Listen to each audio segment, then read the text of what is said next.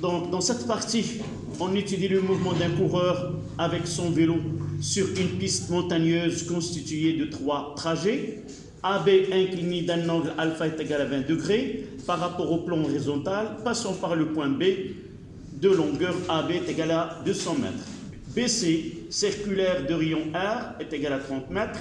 Le point B et le point C sont repérés respectivement par les angles alpha 20 et θ 45 degrés par rapport à la droite verticale. Passons par M, on va faire le schéma de ce circuit. Lorsque le coureur arrive au point C, il quitte la piste pour sauter au-dessus d'un lac et tombe dans le point D qui appartient à la droite horizontale, passons par M. Donc je dois reproduire ce schéma. Donc là c'est le plan horizontal. Elle commence par A à B. Vous faites le schéma sur vos cahiers d'exercice. A à B, là c'est alpha.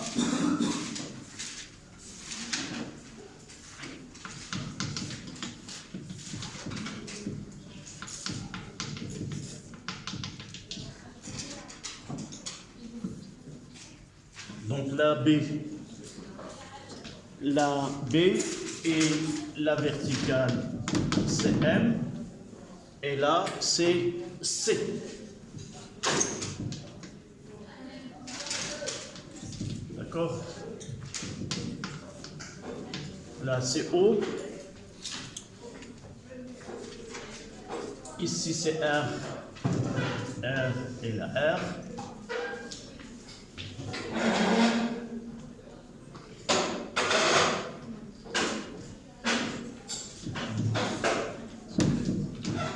Là, c'est H. Et le point.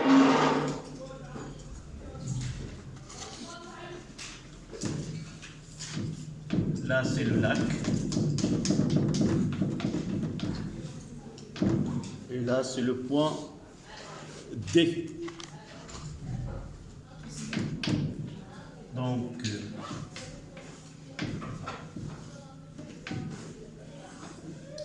je dois fermer cette fenêtre.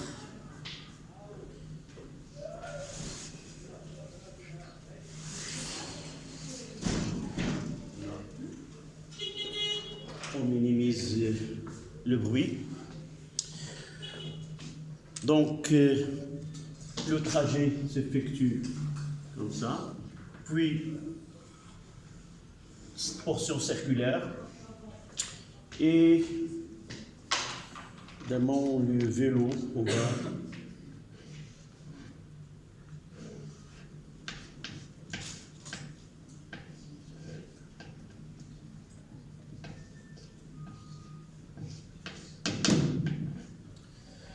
voilà, le cycliste, il va essayer de, j'ai rien oublié. Donc il y a un plan horizontal, il y a l'angle alpha et l'angle θ.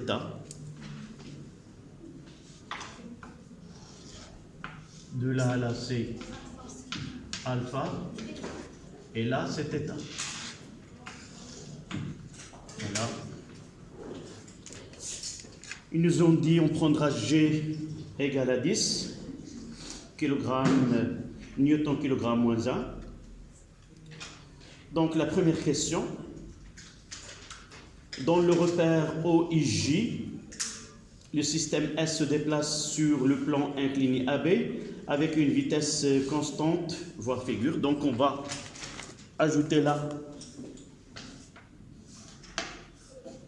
c'est Y, on mettra ici le vecteur unitaire J.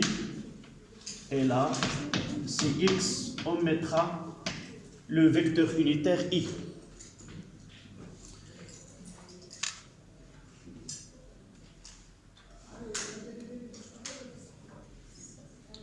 Donc, dans cette deuxième partie, on traitera le mouvement qui s'effectue au niveau de la portion AB.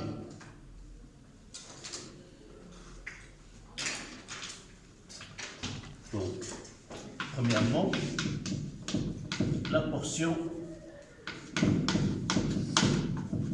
AB ou la partie de circuit AB.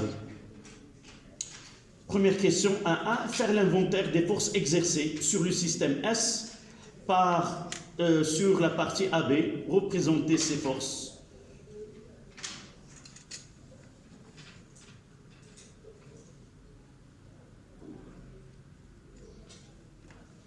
Donc, 1A, l'inventaire des forces.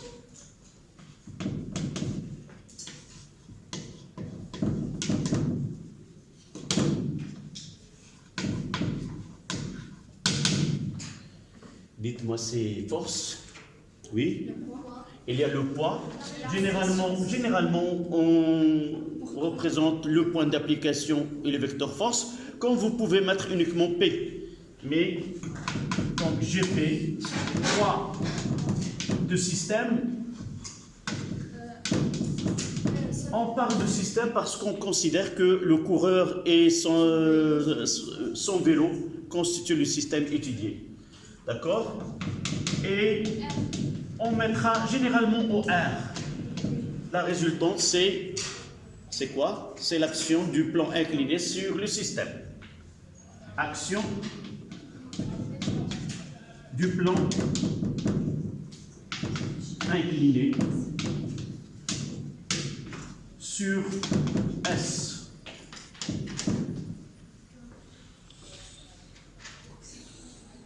Ou tout simplement la réaction du plan.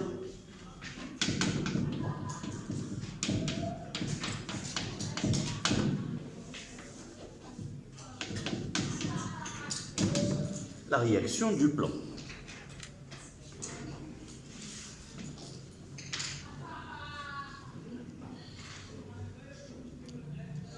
Oui, c'est pas la première fois. J'ai l'habitude d'avoir des voisins. Là, ce sont des gens en train de rigoler. Parfois, il y avait des animaux, parfois des marcheurs ambulants en train de demander d'acheter avec leur mégaphone, d'acheter ce qui est inutile pour eux, mais c'est...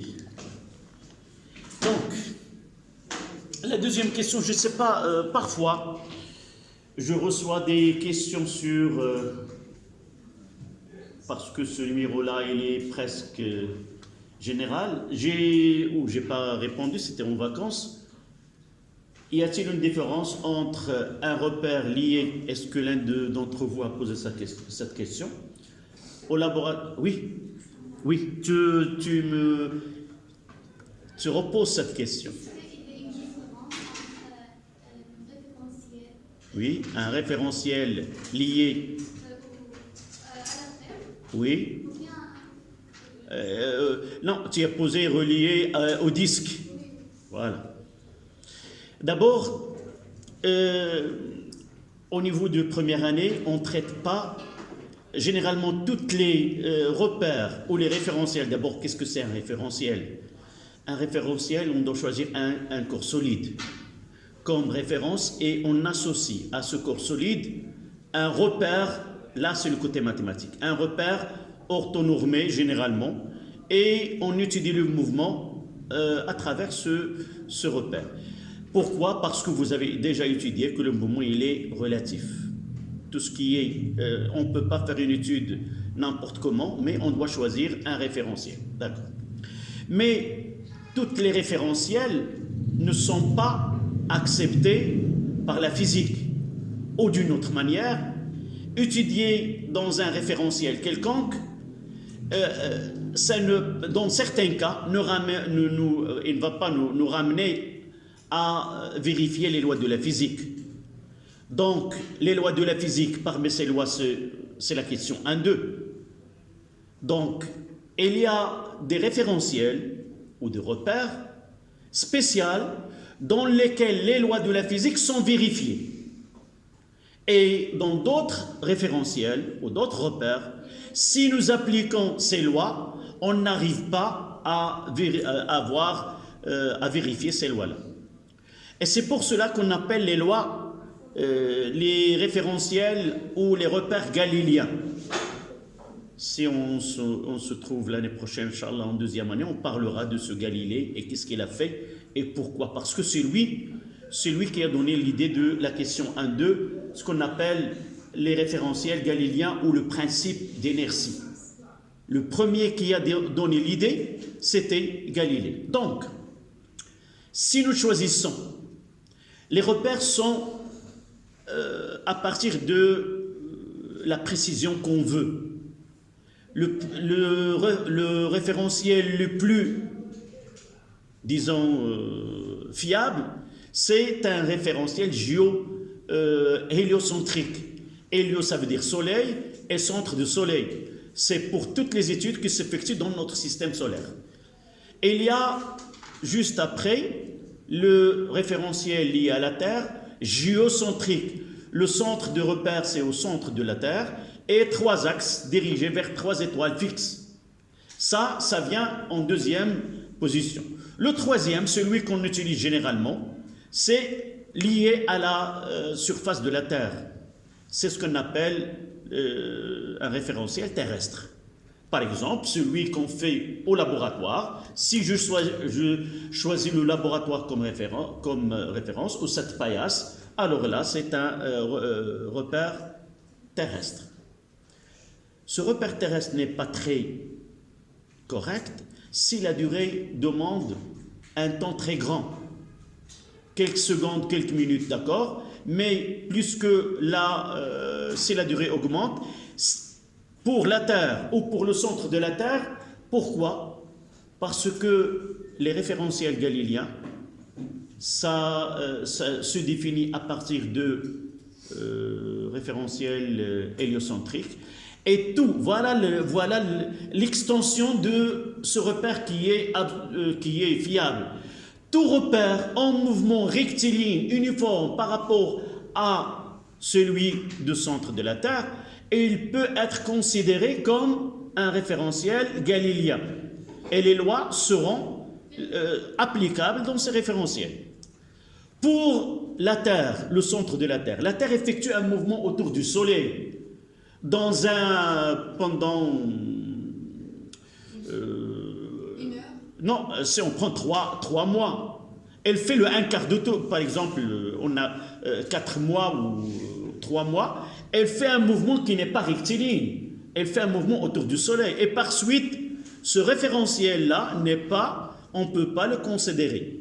Si la durée de quelques jours, c'est acceptable. De même pour celui qui est associé à la surface de la Terre. C'est quelques minutes, on sait que la Terre tourne autour d'elle-même. Et par la suite, un tour pendant 24 heures. Si je veux suivre pendant 6 heures ou 12 heures, faire cette étude-là, ce référentiel ne sera pas galiléen et les études ne donneront pas des résultats fiables ou les lois ne donnent pas les mêmes résultats. D'accord? Donc, si tu prends le disque en tournant, même il tourne avec une vitesse grande, le référentiel lié au disque ne sera pas un référentiel galiléen et par la suite, on ne peut pas appliquer les lois telles que nous connaissons dans ce repère. D'accord? Donc, voilà. Mais si nous choisissons ce repère qui est lié au disque tournant, on peut appliquer, mais il faut prendre en considération cette rotation de ce repère-là autour d'un axe donné. Et il y a une correction qui peut être faite, mais ceci ne peut se faire qu'après votre baccalauréat. D'accord? Vous n'avez pas de souci à propos des référentiels. Toutes les études sont faites dans des repères galiléens et on n'aura pas de problème avec ce cas-là. Voilà en bref, les référentiels et les types de ces référentiels et pourquoi toujours on parle d'un référentiel galiléen, parce que c'est là où les lois de la physique et la plus simple loi, c'est le principe de l'inertie. Donc, question 1-2, il nous demande d'énoncer le principe d'inertie. Vous allez le connaître l'année prochaine par la première loi de Newton.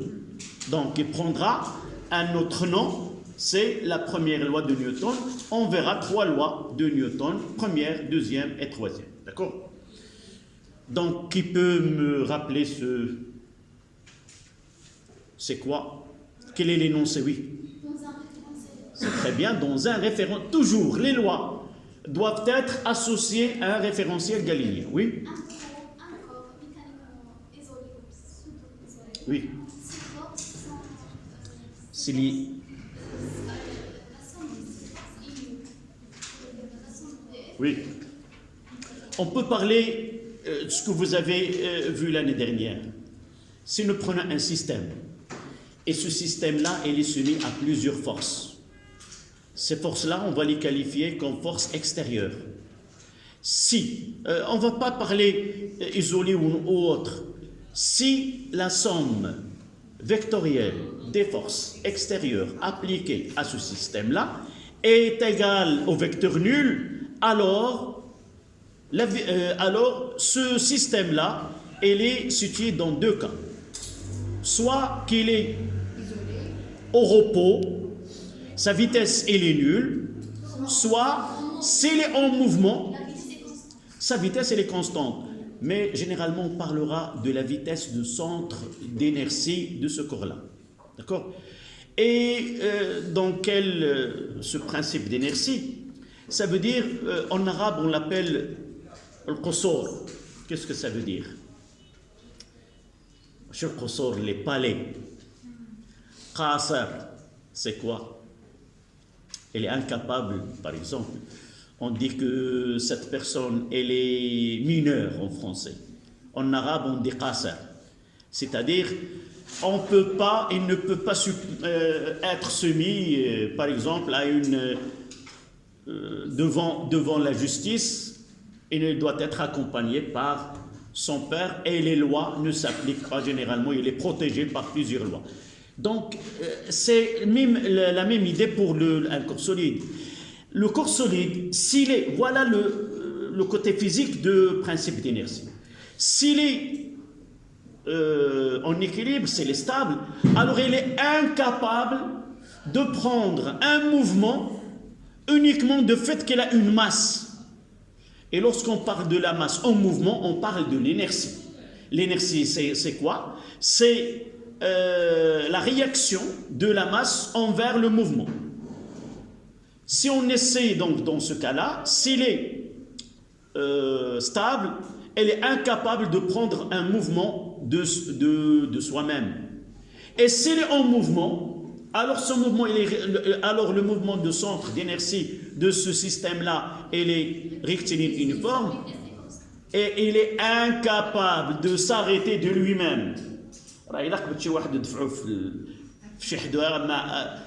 La masse elle-même, elle est incapable de freiner ce corps-là. Voilà le côté, si vous voulez, physique de ce principe-là. Ils n'ont pas une relation mathématique, somme des forces avec vitesse constante. Donc vous écrivez, dans un référentiel galiléen,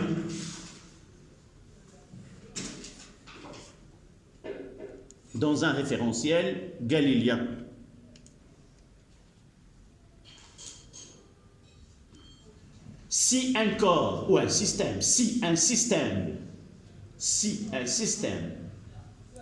est soumis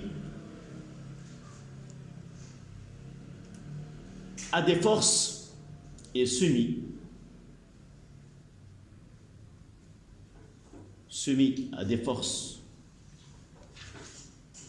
la somme vectorielle de ces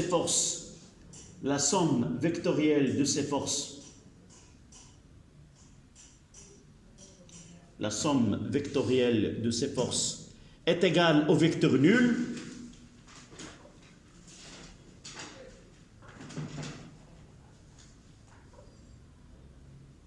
et là on ouvre la parenthèse, on écrira ce que tu viens de dire. On peut dire que le système, soit il est isolé mécaniquement, ou pseudo-isolé. Vous ouvrez la parenthèse. Corps isolé mécaniquement, mécaniquement. Et ça veut dire quoi, isolé mécaniquement? On n'est pas en mouvement, en repos. Non. Et les forces ne s'appliquent pas sur ce corps-là. Il n'est soumis à aucune force. Et c'est rare de trouver quelque part un corps qui ne sera pas soumis à une force. Plus on est proche d'une planète ou autre, toujours il y a ça. Donc, c'est rare de trouver un corps qui est isolé mécaniquement. Donc, système isolé mécaniquement ou pseudo-isolé. Ou pseudo. En arabe, c'est quoi pseudo? Shub. Pseudo-isolé. Shib ma'zoul. Pseudo-isolé. D'accord? Et vous mettez sigma des forces extérieures est égal au vecteur 0, vecteur nul.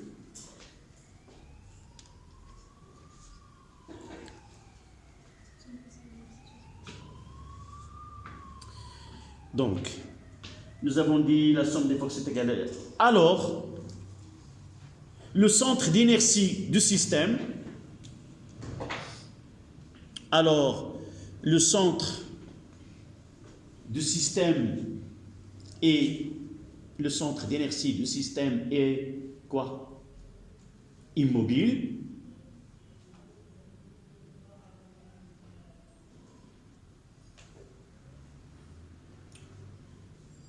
Et s'il est en mouvement,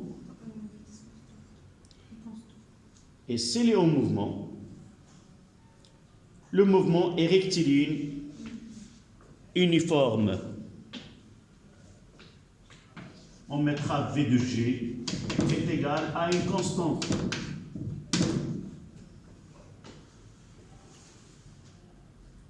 Une constante.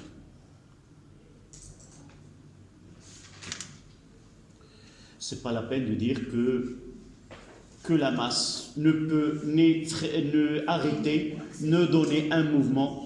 C'est ça l'idée derrière le mot inertie. D'accord? Voilà, c'était la question 1-2. La question 1-3.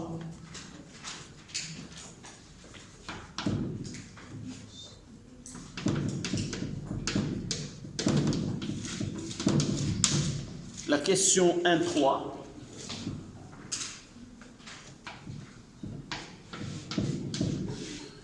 Qui peut lire la question? Mademoiselle?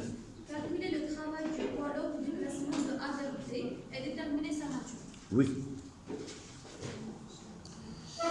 Donc, Travail de P de A à B égale à P fois AB fois son là, nous avons l'habitude de travailler dans un contexte qui n'est pas le même que dans cette question. Donc, nous devons utiliser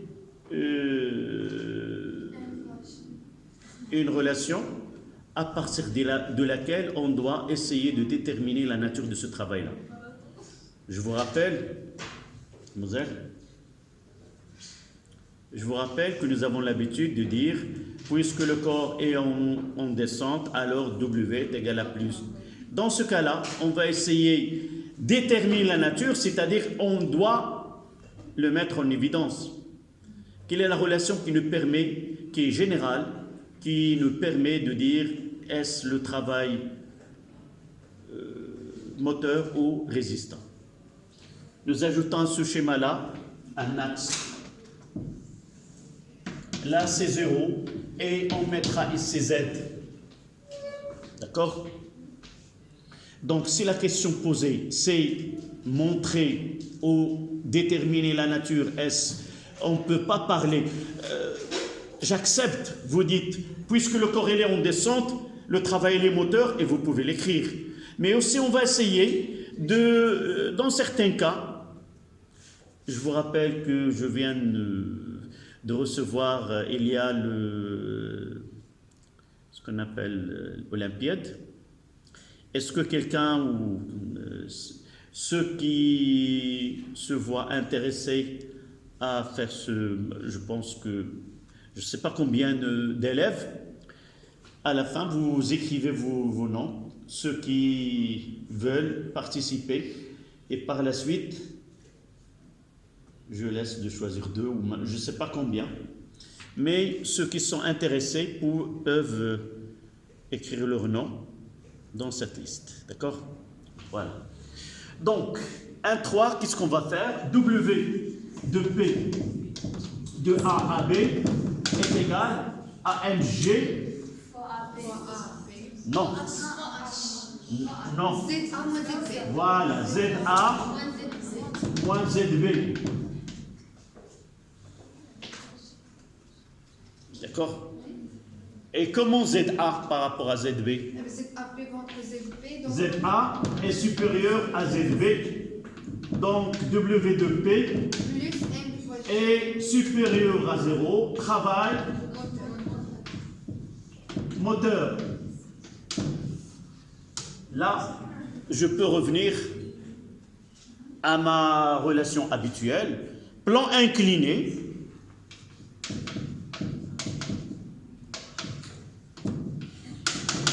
Et je vais écrire l'expression W, c'est MG fois AB, la relation habituelle. W de P, c'est MG fois AB fois sinus, quel alpha. Voilà. Donc c'est 80. Application numérique.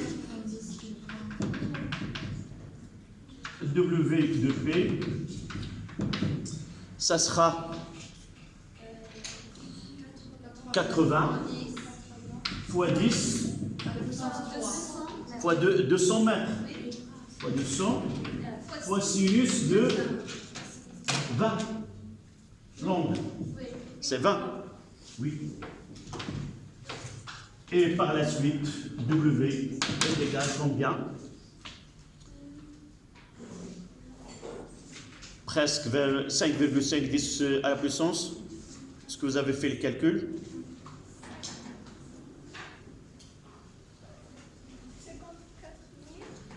Oui. Tu utilises le bouton ESG sur ta c'est-à-dire 5,4710 à la puissance 4 joules. Est-ce que vous êtes d'accord avec l'application que j'ai devant moi? D'accord?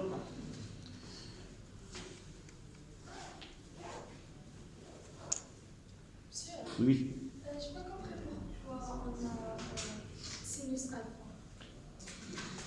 دابا حنا درنا الطريقه اللي جاوبنا بها حنا تفاهمنا على ان ملي كنجيو عندنا جوج ديال القوى اعتياديه ابيتويل لان ملي كنتلاقاوها بزاف ماشي دائما غادي نبداو من الخدمه والجداء السلمي ونبقاو غاديين. جوج د القوى عندنا بي وعندنا ار. بي شفناها لاول مره ما كنعطيش ام جي اش، فشفناها بجوج الصيغ. صيغه عامه ما فيهاش طبيعه واش مقاوم ولا محرك، ما شفناهاش. شنو هي هذه؟ Je commence par A, par A, B, je finis par B. Et en comparant ZA et ZB, j'arrive à connaître s'il est moteur ou s'il est résistant. D'accord? Cet exercice, cette question n'est pas la même que celle que nous avons l'habitude. Généralement, on demande calculer le travail de P, en déduire par exemple. Donc si là, donc je dois déduire la nature,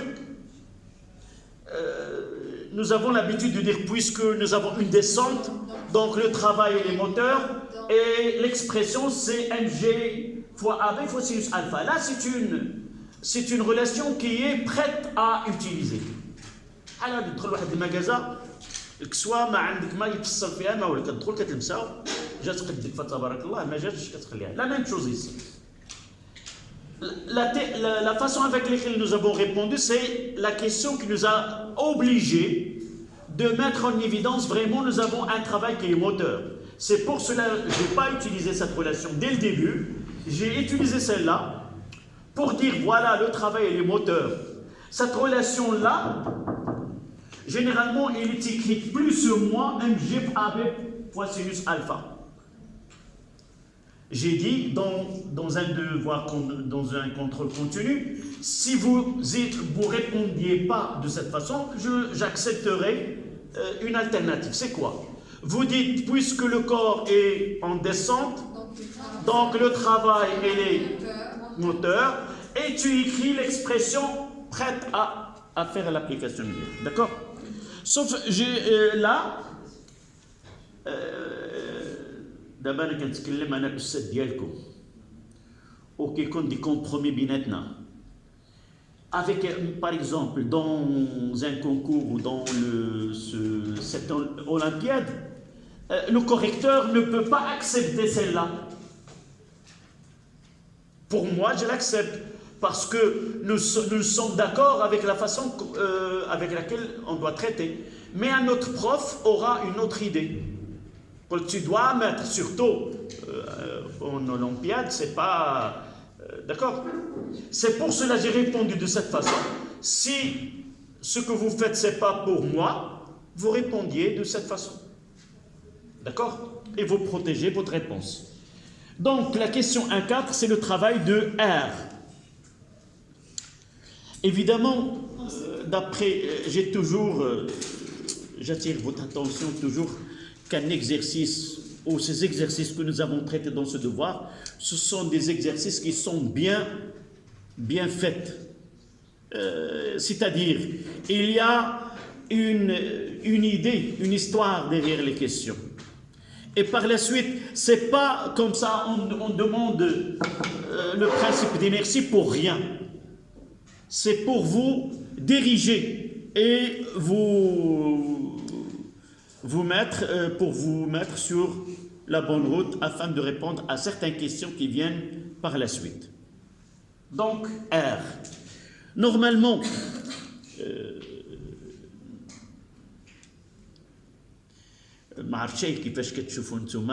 les exercices qu'on traite, essayez de voir que ces exercices ne sont qu'un moyen. Jamais je vais essayer de garder les détails de cet exercice dans ma mémoire et s'il me donne, je ferai de la même chose. Non. Ce sont des moyens au cours de laquelle j'essaie d'acquérir une méthode scientifique raisonnable pour résoudre n'importe quelle question. Comment? C'est quoi la question? Les données, et à partir de là, je vais essayer données et questions, quelle est la relation qui va essayer de répondre. Généralement, au travail de R, il y a deux chemins.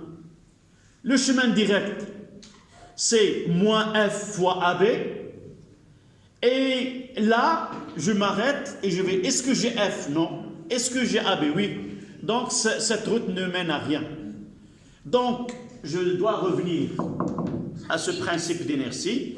Vitesse constante, centre des forces est égal à 0. Ça veut dire, soit je vais essayer d'exploiter ce principe et d'arriver à R, soit de le convertir directement et de mettre l'équivalent somme des forces, c'est somme des travaux des forces est égal à 0. D'accord? Donc, on va mettre quoi? C'est la question 1.4. D'après le principe d'inertie,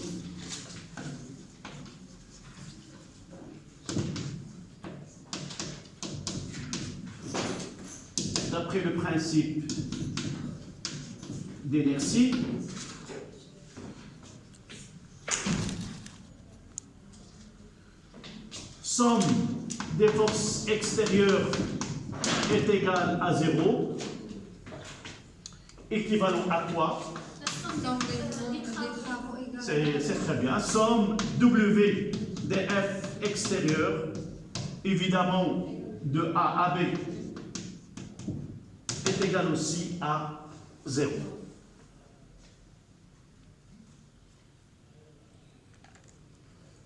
Donc W de P de A à B est égal plus W de R, évidemment de A à B, est égal à 0, ce qui donne W de R est égal à moins W de P. Et je vais mettre en application numérique W de R de A à B est égal à moins 5,47 10 à la puissance 4 joules. On peut écrire que connaître d'autres unités, c'est 47,7, c'est 54,7 kilojoules. D'accord? On peut utiliser le kilojoule. On mettra un, oui, moins, oui, les deux. Moins 54,7. Alors, le travail est résistant. Oui, ils ont demandé travail, nature de... Oui. Travail de R et résistant.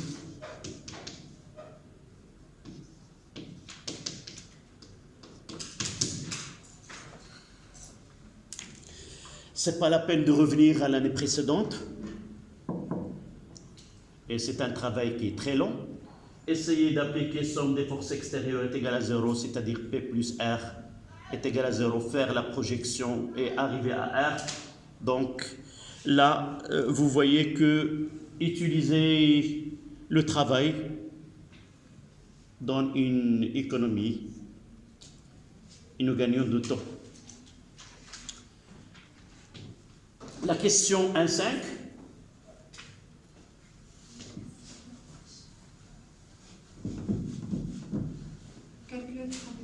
Calculer. Et nous a demandé dans la même question quelle est la nature. Oui, la nature de travail de R et les résistants. 1.5. Montrer que l'intensité de la forme de frottement F égale mg cosinus alpha. Mg cosinus alpha. Sinus. Mg sinus alpha. Il est de F. Donc, 1.5. Ainsi que le travail. Oui, je vais essayer de... Mademoiselle, tu peux nous donner la question 1.5. Essaye de la relire parce que tu étais en train de... On peut faire la version. Oui. Tu vas me donner la réponse à la question 1.5. Ou tu poses une question. Tu veux répondre? D'accord. Dis-moi comme le début. On sait. On va se baser. On sait quoi? On sait, d'après 1,4, d'accord? Le travail de P, du poids plus le travail. C'est très bien. Nous l'avons déjà écrit, travail de P est égal, quoi? Moins W de R. C'est ça? Alors, on remplace, c'est très bien. Mg fois AB fois sinus de alpha est égal à quoi? Moins. Voilà. C'est très bien.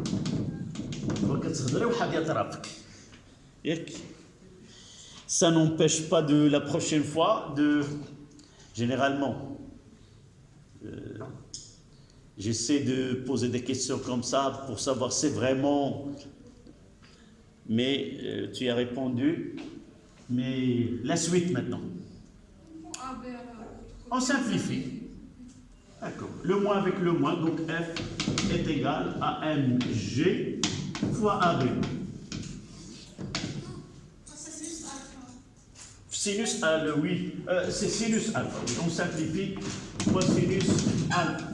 Voilà. Puis il demande de calculer cette force-là. C'est 90 kg fois 10 Newton. Donc, petit f, c'est 80, pardon, fois 10, fois sinus de 20. Égal à... Ou tout simplement, c'est W de P divisé par quoi? Là, divisé par AB. D'accord? Là, c'est... non, pour l'application numérique, mais il nous demande cette expression. C'est W de P divisé par AB. Ça veut dire 5,47 10 à la puissance 4 divisé par 200. D'accord? Donc là, c'est combien ce F? C'est 730,35. 7. Combien?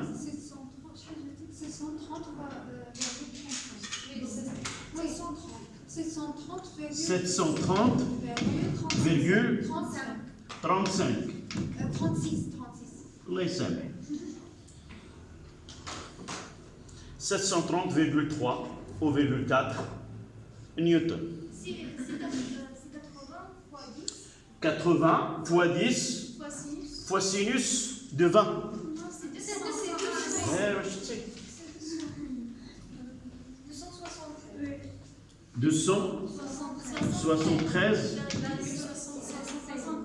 61.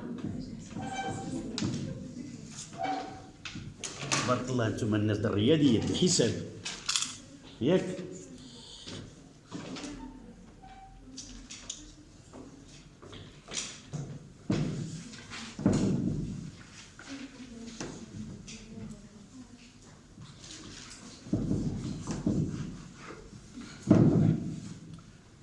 Ça, c'était la question 1.5. On passe à la question 1.6. La question 1.6.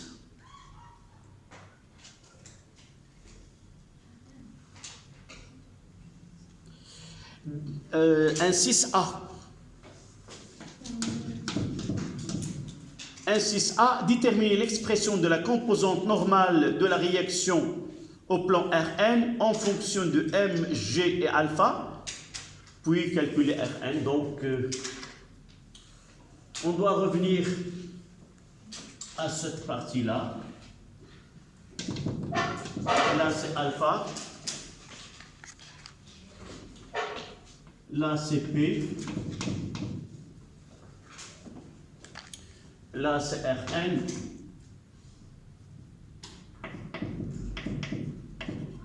Et là, c'est F.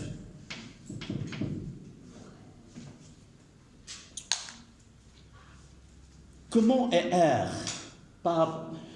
Si on compare le vecteur R avec le vecteur P, comment ces deux vecteurs sont? Non, c'est pas là. Revenir au principe d'inertie. Ce sont deux forces, même direction, même intensité, mais de sens opposés. Je vais les mettre ici. P plus R est égal au vecteur nul. C'est-à-dire que P est égal à moins R. Donc, normalement, ce R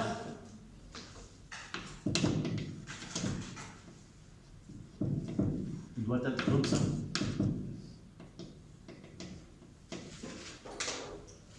D'accord?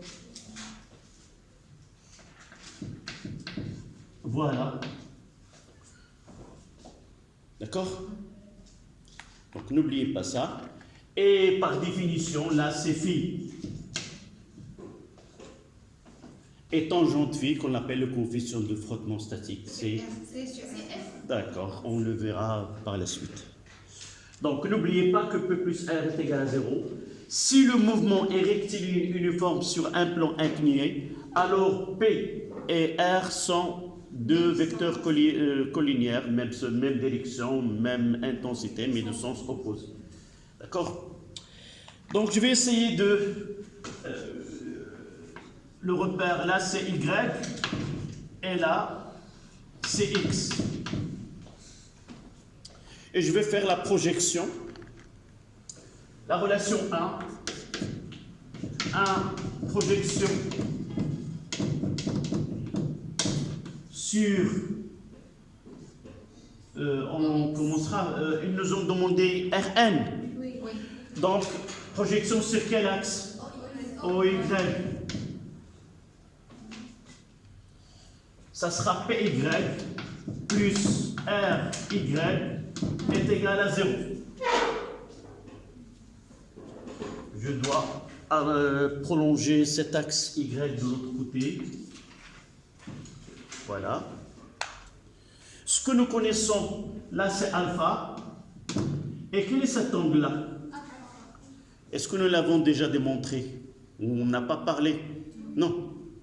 Comment on montre que cet angle et cet angle sont deux angles isométriques? La somme des angles. D'abord, il y a une propriété, elle reste dans ma mémoire depuis que j'étais élève. Deux angles à côté perpendiculaires sont isométriques. زاويتان ضلعاهما متعامدتان متقايستان. Mais je peux le démontrer là. Vous voyez que voilà la phrase que je viens de dire, là, celui-là et celui-là, ce sont comment? Deux angles complémentaires. Et celui-là et celui-là complémentaires. Deux angles complémentaires au même angle sont isométriques. Il suffit de mettre 90 moins, 90 moins, vous allez trouver que vraiment ils sont... Donc là, c'est alpha. D'accord? Où se trouve PY? Comment je représente la projection de P sur Y? Là. Et je mettrai un angle droit. Voilà PY. Ça constitue le côté adjacent, donc le cosinus, et se trouve dans la partie négative. Donc c'est moins P cosinus alpha. D'accord? Pour RY, c'est non, RY, ils nous ont demandé Rn. Oui. Plus Rn est égal à 0. Donc Rn est égal à Mg fois cosinus alpha. C'est la question 1,6. Rn en fonction de M, de G et de alpha. Dans ce cas-là, on fera le calcul, on s'arrête petit c, c'est petit b.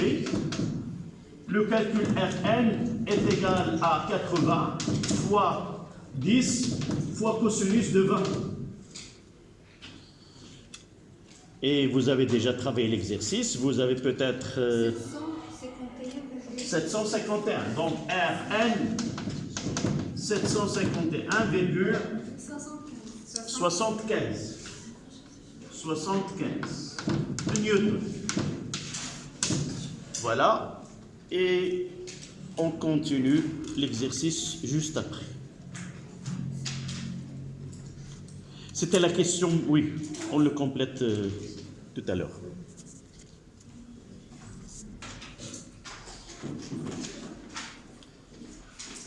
Ça y est? On s'est arrêté à la question 1,6c.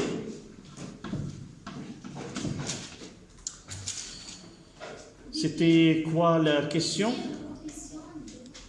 Coefficient de frottement K. La première des choses, on sait. P égale A. Non, on sait. D'abord, qu'est-ce qu'il demande? Je dois écrire l'expression de coefficient. Non, la définition. K est égal. D'abord, c'est la tangente de phi. Et vous allez voir pourquoi je vais commencer par K est égal le petit K, tangente de phi. Donc, je dois calculer le phi, après remplacer. Non, ta copine, généralement, il y a, pour une réponse, toujours essayer d'avoir ce réflexe. Lorsqu'on pose une question, j'essaie de voir les chemins qui mènent vers la réponse. La définition, c'est celle-là. La plus courte, le plus court trajet vers la réponse, c'est quoi? Je peux écrire ça. Connaître phi. Oui, c'est RT sur Rn. C'est ça ce que j'ai Non. Non. J'ai dit le plus court chemin. À partir de là, c'est la définition. K est égal tangente de phi. Pour ne pas aller plus loin, il faut connaître phi. Je pose la question à moi-même. Est-ce que je peux connaître phi? Oui. C'est combien? Non. C'est alpha. Nous l'avons déjà schématisé ici. Lorsque vous répondez à des questions, prenez un temps et essayez de relire. Essayez de fixer ce que vous venez de découvrir à partir des questions. Là, nous avons découvert que alpha, c'est phi. Je dois la dire à moi-même et il doit être emmagasiné dans ma mémoire. Je suis sûr, lorsque j'arriverai à là, je vais dire quoi? Je viens de connaître que phi, c'est alpha. Et j'arrête là. C'est tangente de 20. Et je finis ma réponse. Et ce n'est pas toujours possible. دايما كنقول الكلام ديالي في les réponses, il y a généralement un raccourci qui est très court pour arriver à la réponse. Ça ne demande pas beaucoup de temps. Ou il y a une autre alternative où on peut demander beaucoup de temps. Celle qui demande beaucoup de temps, elle est connue par tout le monde. Et généralement, ça suit des relations qui sont un peu longues. Mais le raccourci n'est pas accessible par tout le monde. C'est un exemple là. Donc, soit qu'on essaie de répondre d'une façon classique, comme tout le monde, K c'est tangente phi, c'est F, et je remplace tel ou tel, soit je prends un temps, et pour moi, un élève qui répond de cette façon-là, je le considère comme un élève qui a vraiment, il vit l'exercice. Il connaît les détails de l'exercice. Il a bien compris, par exemple, pourquoi la vitesse elle est constante. Vitesse constante, ça veut dire que les deux forces sont collinéaires, c'est-à-dire que ces deux angles sont tels. Donc, on sait que, puisque, évidemment, puisque je dois le faire mentionner là, si je ne le mentionne pas, d'accord, puisque phi est égal à alpha, donc K est égal à tangente de 20. 0,36, oui. Nous l'avons déjà dit ici. On l'a schématisé. F, P et R, ils sont collinéaires. Ça veut dire là, ce sont deux angles alpha et phi, comment ils sont? Ces deux angles opposés par le sommet. Deux angles opposés par le sommet sont isométriques.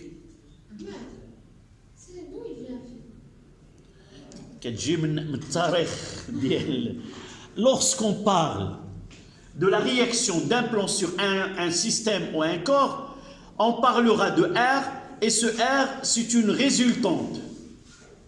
D'accord? Ça veut dire quoi? Elle est la combinaison de deux actions mécaniques. Une, on l'a appelée Rn, et l'autre, on l'a appelée Rt. Et l'une, c'est RT, c'est la force de frottement, et l'autre, Rn, c'est la force qui maintient le corps sur le plan incliné. D'accord?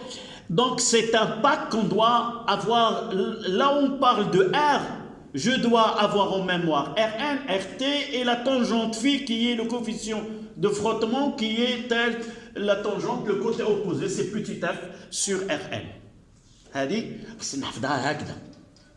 فوقاش ما نتكلم على ار خص الظهر قبالتي ار كنكومبوزيها ار ان ار تي كاينه هنا بيناتهم في وهاد الطونجونت في هي كا هي كذا هي كذا هادو كيمشيو مع بعضياتهم صافي ماشي كنعرف ار غير هكا لا ار كتمشي مع الادوات ديالها كاملين ار ان ار تي وبوتيت اف كذا طونجونت كذا الشغل ديالها منعدم الا ما كاينش الاحتكاك كان احتكاك كذا هادو ما الحوايج اللي خصني نخدمهم ملي كنخدمهم عندي دو فورس ابيتويال سي بي اي ار خصني نعطيهم الوقت باش نفهمهم مزيان نجيب بي ونقول له هي زائد ناقص ام جي في اش زائد ناقص ام جي AB sinus alpha, il y a MG ZA moins ZB avec A le point de départ Z le. هادو هما اللي خصني ندرب عليهم باش ملي كنكون قدام التمرين كنعرف شنو هي العلاقه اللي كتناسب السؤال اللي عندي قدامي داكوغ هادو نجيبهم معايا من الدرس سي سكو نابيل لو باجاج ماتيماتيك اي فيزيك اللي منين نكون غادي الفرد يكونوا معايا في الدماغ ديالي صافي دونك اون فا autre méthode mais généralement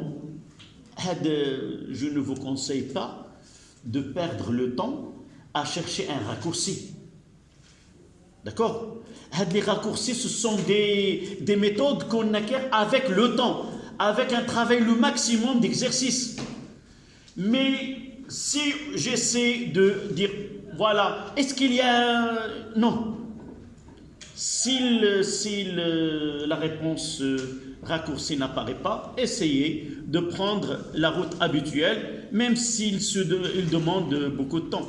Mais arrivez sûrement, mais lentement. D'accord? Donc, autre méthode, c'est tangente K est égale à tangente phi, qui est égale petit f sur Rn. Ça, c'est la définition classique habituelle. Qui est égale à f, nous l'avons déjà devant nous ici, c'est 273,61. Divisé par Rn, c'est 751,75. 0,36. 0,36, ça c'est. D'accord? Est égal à 0,36.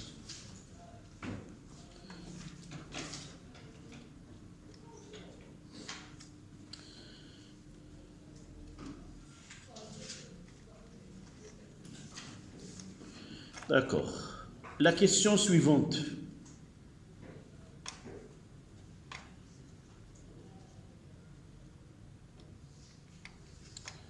C'est quoi la question suivante? C'est montrer que l'intensité de la force R. C'est 1,7 maintenant. Oui.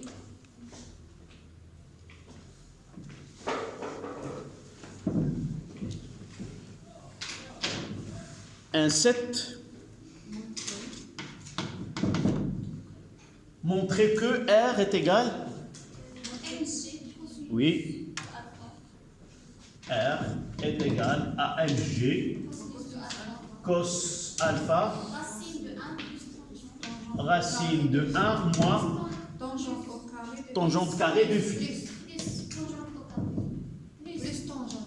Plus 1 plus tangente carré de phi. D'accord. Donc, comment doit-on procéder? D'abord, on sait que R en quelque sorte, on demande la norme de R. Ça veut dire quoi? On a R est égal à quoi? Racine carrée de RT au carré plus Rn au carré. RT, oui. Je dois mettre petit f. Parce que nous avons déjà utilisé le symbole f. Et on remplace. D'accord? Je mettrai à la puissance 1,5 plutôt que la racine. F, c'était combien? D'abord, R, c'est mg. D'accord? mg cosinus alpha au carré. Là, c'est Rn. F, c'est mg sinus alpha, le tout au carré à la puissance 1,5. Donc, un facteur commun, c'est mg. C'est ça? Et nous voyons là, ils ont utilisé le symbole de phi. Donc, Ça donne quoi ici? MG. Monsieur, pourquoi la puissance Qu'est-ce- 1,2? Comment? Pourquoi la puissance 1,2? C'est la définition. R, c'est la racine carrée. Non, deuxième. À la puissance 1,2. C'est petit f au carré. Oui. Et puis Rn au carré. Et à la puissance 1, le tout à la puissance 1. Oui, c'est là. Ça veut dire à la puissance 1,5. Au lieu de mettre ce symbole-là, on mettra 1,5.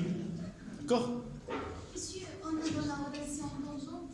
Alors, il est mieux de remplacer F par tangente. Donc, soit là, on arrivera à P, mais là, petit f, C'est Rn fois tangente. là, c'est petit f au carré plus. Donc, il y a la tangente carrée. Tangente, on aura ici petit f, là, tangente phi, c'est petit f sur Rn. Donc, je peux soit remplacer f, soit remplacer celle qui va nous donner Rn. Donc là, on mettra ce f carré, c'est quoi? C'est Rn Fois tangente phi. au carré Fois tangente phi. fois tangente carré phi plus Rn au carré. On va essayer de Rn, c'est combien? Mg cosinus alpha. On va essayer de voir, est-ce que remplacer F ou remplacer Rn, à votre avis? Vous l'avez déjà fait.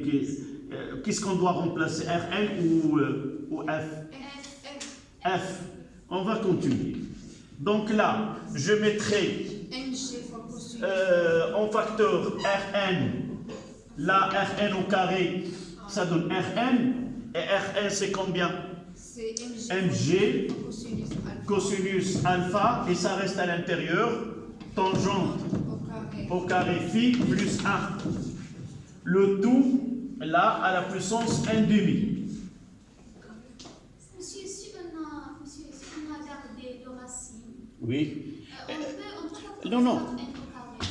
Par? Rn au carré. Oui, c'est ça ce que j'ai fait. Voilà, j'ai factorisé par Rn, et la sortir au-dessus de la racine, elle perd le carré. D'accord? J'aime pas écrire la racine comme ça.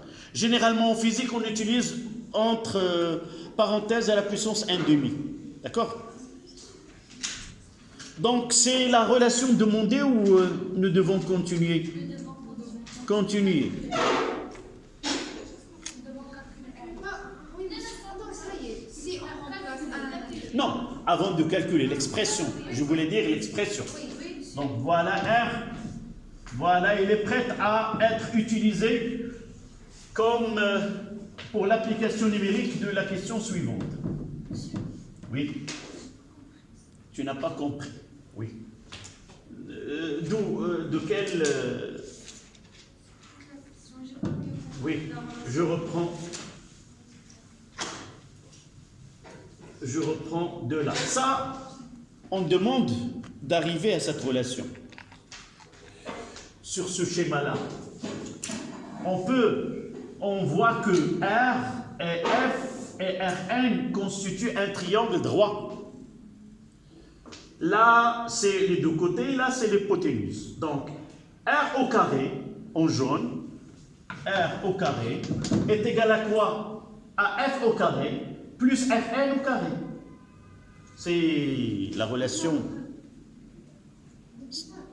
de Pythagore, d'accord. Donc, c'est F au carré, plus Rn au carré. Donc, R, c'est la racine carrée. Pour moi, je vais utiliser des crochets comme ça, à la puissance 1,5 de F au carré plus Rn au carré. Si cette écriture vous avez l'habitude d'utiliser la racine, je vais utiliser la racine. R est égal à la racine carrée de F au carré plus Rn au carré. D'accord? Je vois que là, il y a Mg cosinus alpha qui sort de là. Donc, laquelle des deux est là, mg cosinus alpha? C'est RN. C'est Rn.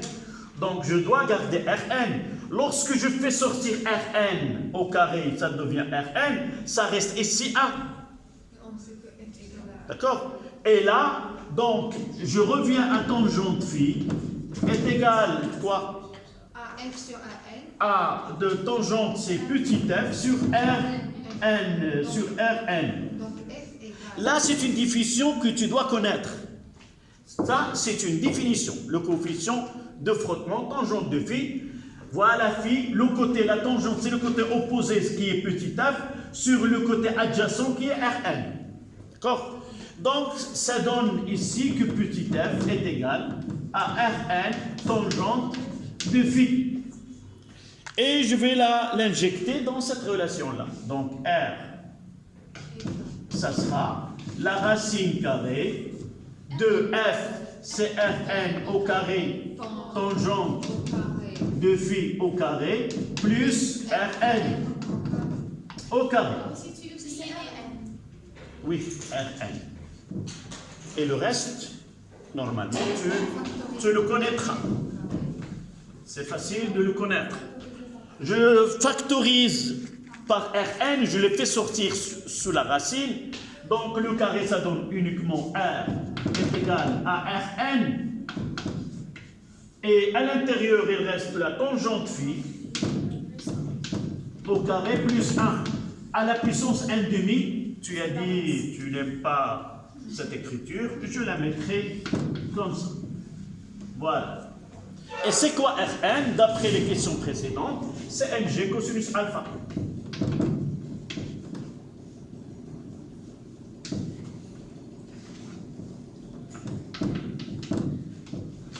Voilà l'expression demandée. D'accord?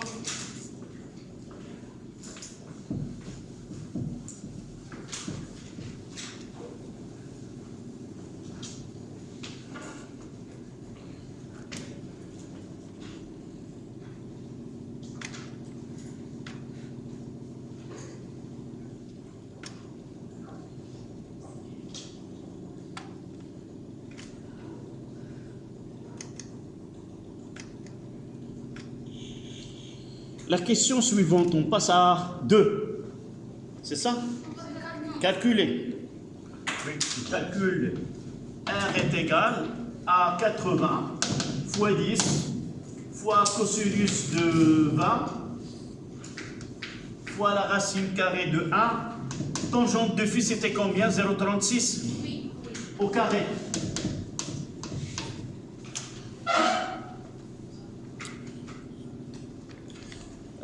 Même on peut la garder ici, Rn, nous l'avons déjà calculé. C'est 780.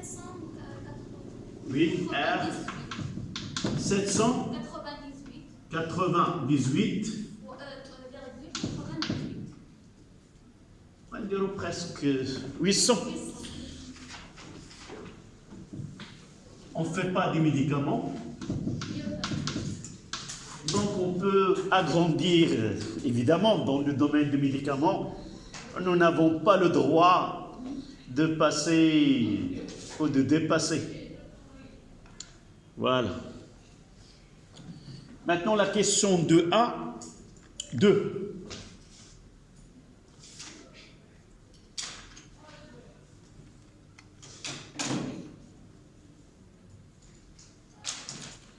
Le coureur poursuit son mouvement sur la partie BC, circulaire sans frottement. Calculer la longueur de l'arc BC. On se situe dans cette partie-là. Donc 2. De 1. La relation mathématique delta de S est égale à quoi? Fois delta de θ. Nous avons delta de S est égal à R fois delta de θ. R, c'est le rayon, delta de θ, c'est l'angle de rotation. Dans ce cas-là, nous avons alpha plus θ. De là à là, alpha plus θ. Donc, calculer l'arc. Donc, delta de S. Delta de S, on peut l'écrire comme arc. C'est quoi? Au lieu de mettre delta de S, on mettra quoi? BC. Comme ça. BC est égal à R fois alpha plus θ. Mais là, si on utilise les degrés, R c'est combien? C'est 30. Si je me rappelle bien. 30. 30 mètres. Là, alpha c'est combien? C'est 20. Et θ? 45. Plus 45. Là, oui. Là, c'est en degrés. On doit les convertir en radians. C'est multiplié par 3,14 et divisé par 180. Voilà. Et ça donne combien?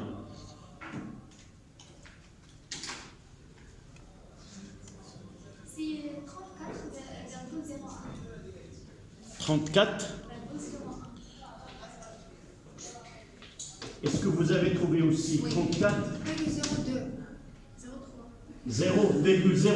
Oui. On enlève tout. On gardera que 34 mètres. Oui, on est un peu généreux. On se contente uniquement de 34.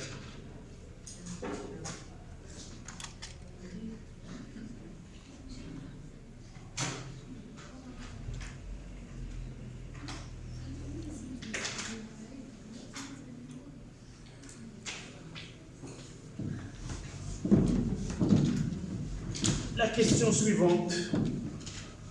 Montrer que l'expression du travail du poids du corps du système S lors de son déplacement BC s'écrit sous la forme de travail de P de B à C égale à MGR pour cosinus de θ moins cosinus de A. Travail de B à M, BAC B à C. égale à M V. fois G fois R pour cosinus de θ. Donc, montrer que l'expression de travail du poids du corps du système S lors de son déplacement BC s'écrit sous la forme W de PC. On veut montrer W de P de B à C est égal À M MGR fois cosinus de θ fois cosinus de moins cosinus de alpha. Nous avons déjà traité des cas comme celui-là. Donc, on passe de A. Quelle est la méthode qu'on va utiliser? Dans le schéma, on va utiliser entre B et C. BAN sur MS.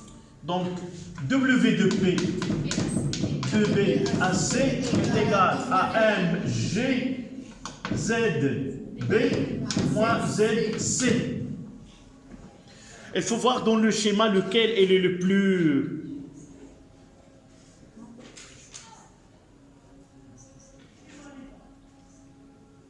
D'accord? B, elle est un peu plus...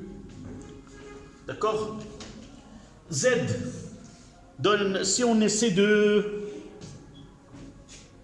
mettre ici quelque part, c'est pas où on mettra Z, là. D'accord? Monsieur, Oui. c'est plus grand que cette B. On va remplacer. Oui. D'accord? On va pas entrer quelle est la plus grande, la plus petite, puisque nous avons ZB, ZC, c'est facile de le connaître. D'accord? Parce que ça va influencer sur... Non, ça n'influence pas parce qu'on ne va pas travailler. On va travailler avec ZB. Voilà ZB. D'accord? C'est de là à là. C'est la ZB. D'accord? C'est quoi ce ZB? c'est OM moins... C'est de là à là. OM moins moins... On va le nommer مثلا H'. Oui, on va donner directement, nous avons déjà travaillé. C'est quoi? C'est R moins R cosinus alpha. Vous êtes d'accord? Oui. C'est R moins R cosinus de alpha. On prendra ZB, ZC. On va mettre comme ça. C'est R Cosinus de θ. moins R cosinus θ. Tu vois, on n'a pas besoin de connaître quel est le plus grand et le plus petit. Qui va définir, c'est le cosinus d'alpha, comment il est, le cosinus de θ, mais on ne va pas faire des calculs à ce stade-là. Donc ça donne W de P de B à C est égal à MG. On va essayer de R avec le moins R, c'est 0. Le moins ici, ça reste R. Celui-là, je mettrai R. Et je commence par quoi? Cosinus θ ou cosinus alpha? Cosinus de θ moins cosinus de alpha. Est-ce que vous êtes d'accord? Voilà. Et c'est l'expression qui nous a demandé. Nous n'avons pas besoin de connaître lequel est le plus haut, le plus bas. Parce que nous avons une relation, là, ce sont des valeurs algébriques utilisées.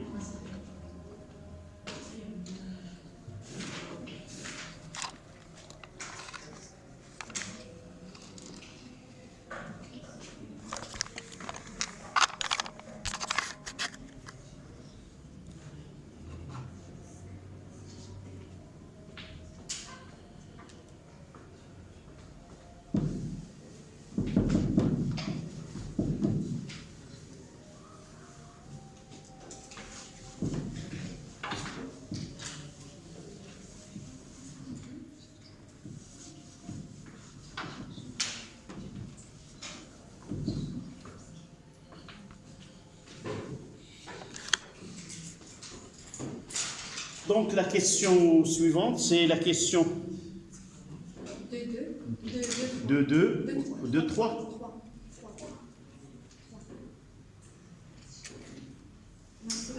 C'est la dernière question. Quelle est cette question? Après le point C, le coureur quitte la trajectoire pour tomber Après le point C, le coureur oui, il quitte le... trajectoire pour tomber sur le point D. Voilà le point D. Et ainsi dépasser le lac. Sans calculer, déterminer la valeur du travail P de C à D du poids du système S entre C et D. Le travail de poids de C à D. Là, ils n'ont pas demandé, donc on va utiliser la relation. C'est la question de 3. 3. Donc W de P de C à D. Là, j'ai pas donné cette relation avant parce que nous n'avons pas rencontré un exercice où on donne ce qu'on appelle la hauteur de chute, H. Donc, on peut dire que W de P est égal à plus ou moins mg fois H. H, c'est la hauteur de la chute. On fait passer par exemple de là à là. Donc là c'est A et là c'est B. On fait la droite là et la droite là. Et voici H, la hauteur de la chute.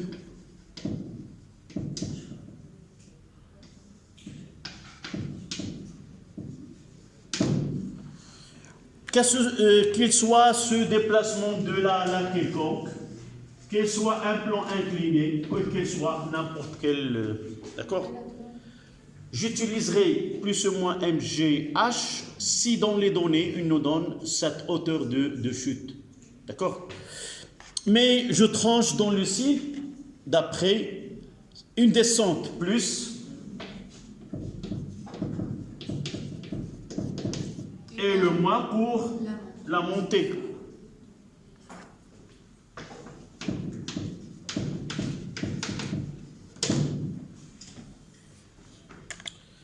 Donc, ça sera facile dans ce cas-là. Donc W de P, de B, de C à D est égal à MG fois H. C'est 80 fois 10. C'est 80 fois 10 fois H, c'est combien? Je ne l'ai pas noté. Ils n'ont pas mentionné. Ah, et il a été mentionné sur le schéma. Ils ont mis son calcul. Son calcul. Parce qu'ils n'ont pas mentionné H. Oui. D'accord.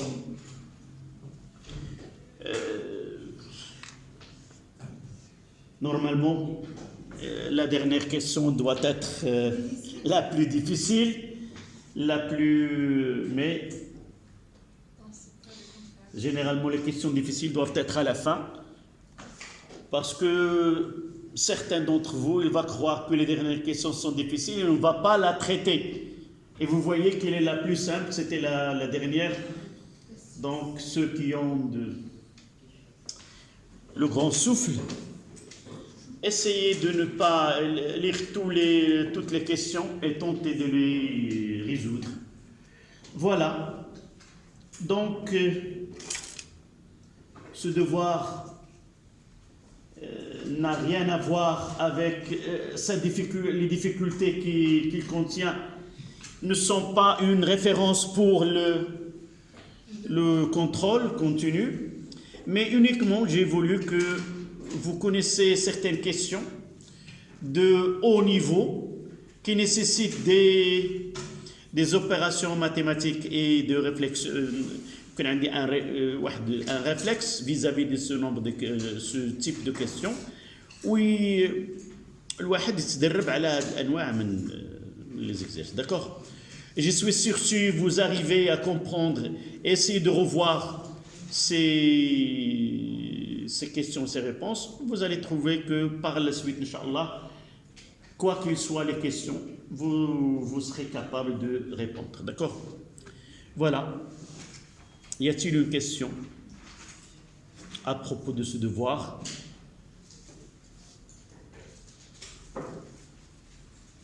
Dites. Mademoiselle, tu es le corps syndical de la classe. C'est le مدافع على القسم وانت اللي كيقولوا لك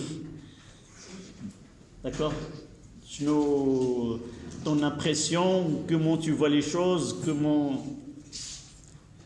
rien ou tu jusqu'à maintenant مزيان ومن هنا لحاجه واحده اخرى عاوتاني غادي ندوزها تكون مزيان ان شاء الله. Oui.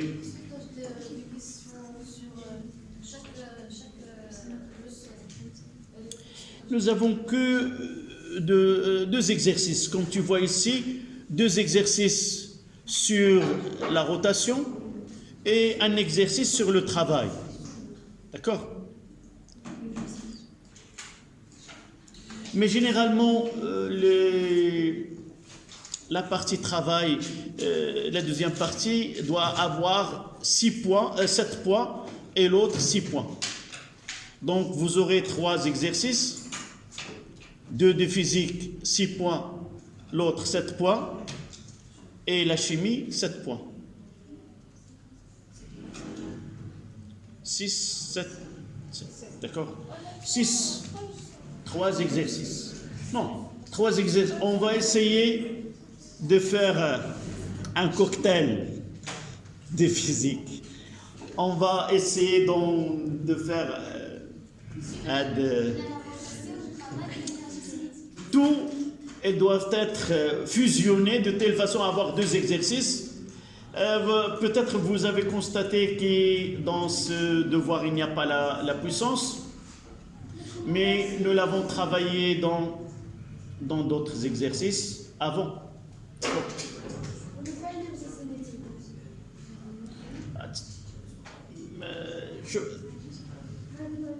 Là, il n'y avait pas. D'accord. Ça fait. Voilà.